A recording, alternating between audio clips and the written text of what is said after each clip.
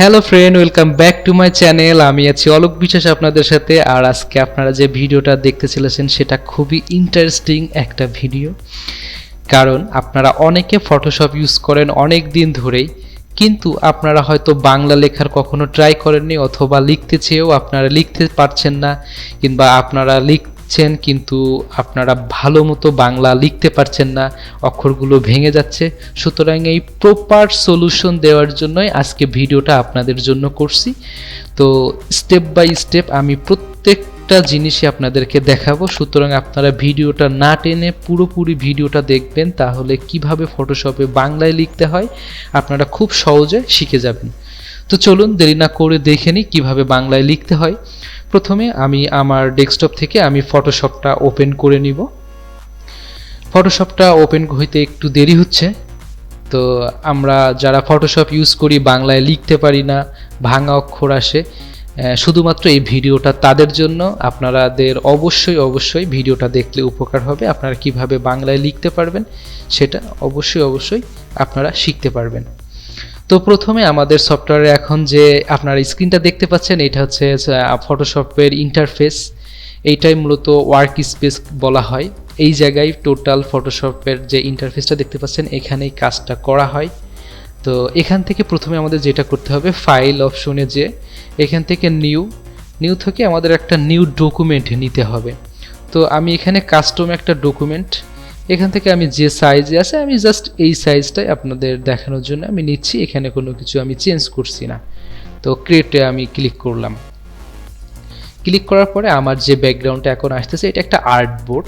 এখানেই আমি আমার যাবতীয় ডিজাইন আমি এখানে করতে পারি। তো আমি অন্য কোনো ডিজাইনে এখন যাব না, আপনাদেরকে যেটা দেখাবো শুধুমাত্র বাংলায় কিভাবে আপনারা প্রপারলি ভাঙা অক্ষর ছাড়া লিখতে পারবেন সেটা আপনাদেরকে আমি দেখাবো। তো বাংলায় লিখতে হলে অবশ্যই আপনাকে একটা সফটওয়্যার ইউজ করতে হবে, আর সেটা হচ্ছে অভ্র কিবোর্ড। তো অভ্র কিবোর্ড যদি ডাউনলোড করা না থাকে আপনাদের পিসিতে, আপনারা অবশ্যই ডাউনলোড করে নেবেন। আর কিভাবে ডাউনলোড করতে হয় যদি আপনারা না জেনে থাকে অবশ্যই কমেন্টস করবেন, আমি আপনাদেরকে দেখাবো যে অভ্র কিবোর্ড কিভাবে ডাউনলোড করে আপনার পিসিতে ইনস্টল করবেন আপনি। তো চলুন, আমার পিসিতে আমি আগে থেকেই এই অভ্র কিবোর্ডটা আমি ডাউনলোড করে আমি ইনস্টল করে রেখেছি।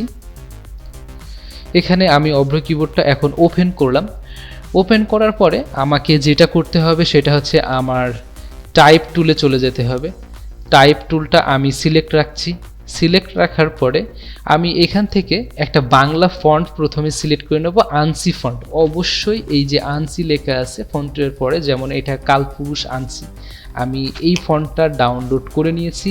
যদি আপনাদের পিসিতে এই ফন্টটা ডাউনলোড করা না থাকে, অথবা আপনারা যদি বুঝতে না পারেন কিভাবে কোথা থেকে ডাউনলোড করবেন আর কিভাবে ইনস্টল করবেন, আপনারা যদি না জেনে থাকেন, না বুঝে থাকেন, অবশ্যই কমেন্টস করে জানাবেন, তাহলে আমি এই বিষয়ে একটা সুন্দর করে ভিডিও আপনাদেরকে বানিয়ে দেব, যেটা দেখলে আপনারা খুবই উপকৃত হবেন।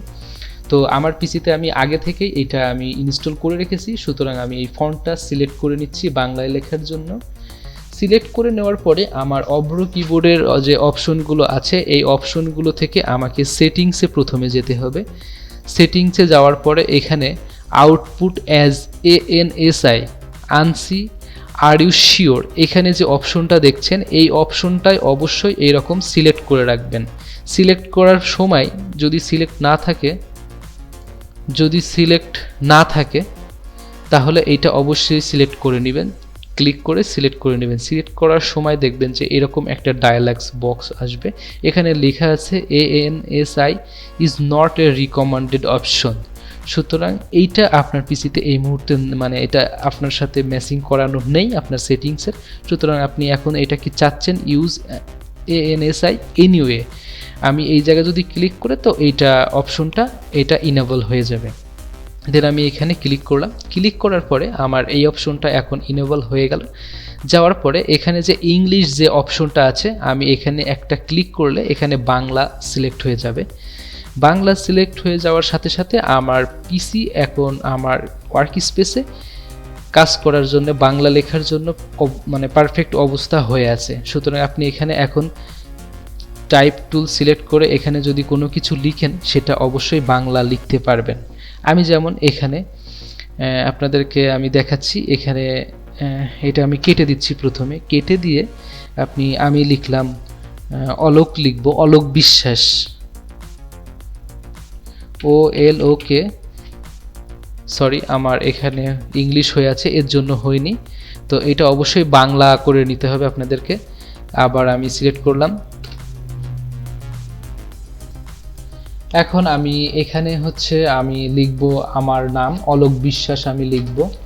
এখানে আপনারা দেখতে পাবেন ALok, অলোক BISWAS বিশ্বাস। আমি এখানে বাংলায় খুবই সুন্দর করে অলোক বিশ্বাস লিখে নিয়েছি। আপনারা যে কোনো কিছু বাংলায় এখন লিখতে পারবেন। আমি এখানে যে তালবস্যই বয় আকার যেটা লিখছি, এই অক্ষরটা খুব সুন্দরভাবে লিখতে পেরেছি। এই অক্ষরটা ভেঙে যাচ্ছে না, অনেকের হয়তো এই অক্ষরটা ভেঙে যায়, বাট আমি এখানে আপনারা দেখতে পাচ্ছেন কিভাবে একটা যুক্ত অক্ষর লিখতে হয়, সেটাও আমি আপনারা এখানে দেখতে গেলাম। আর আপনারা এইভাবে যদি ফটোশপটা ডাউনলোড করে দেন, আপনারা যদি অভ্র কিবোর্ড এবং এই সফটওয়্যার ফন্টটা যদি ইউজ করেন, দেন আপনারা প্রপারলি এইভাবে বাংলায় সুন্দর করে লিখতে পারবেন। যেমন আমি এখানে আরও লিখতেছি বাংলাদেশ, এখানে লিখলাম বাংলাদেশ। সুতরাং আপনারা যে কোনো কিছু এখন সহজে বাংলায় লিখতে পারবেন। তো বন্ধুরা, আজকের ভিডিওটা যদি আপনাদেরকে ভালো লেগে থাকে অবশ্যই আমাকে একটা লাইক দিবেন। আর যদি আপনার বন্ধুদের কাছে এই ভিডিওটা আপনারা পৌঁছাতে চান, তাদেরকে যদি জানাতে চান যে কিভাবে বাংলায় লিখতে হয়, অবশ্যই তাদের কাছে শেয়ার করে দিবেন। আর আমার চ্যানেলে যদি এখনও পর্যন্ত আপনারা সাবস্ক্রাইব না করে থাকেন, তো আপনারা অবশ্যই আমার চ্যানেলটা সাবস্ক্রাইব করে রাখবেন। আর বেল বাটনটা অবশ্যই আপনারা ওপেন করে রাখবেন। কারণ আমরা যে ধরনের ভিডিও আপনাদেরকে প্রতিনিয়ত দিয়ে থাকি, এই ধরনের ভিডিও আরও পেতে অবশ্যই আমাদের বেল বাটনটা আপনাদেরকে ওপেন করে রাখতে হবে। তো আজকে এই পর্যন্তই। ভালো থাকবেন সবাই, এই আশা করছি।